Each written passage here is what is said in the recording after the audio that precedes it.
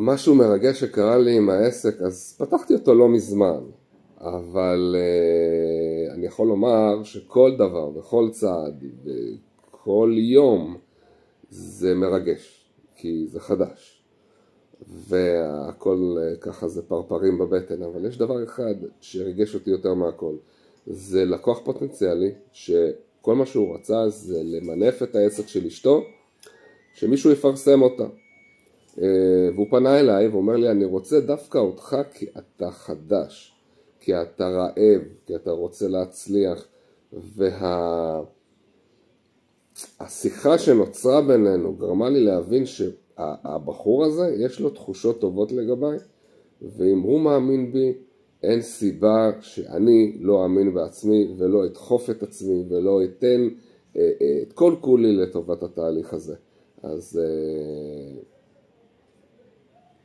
אני כולי לעתיד.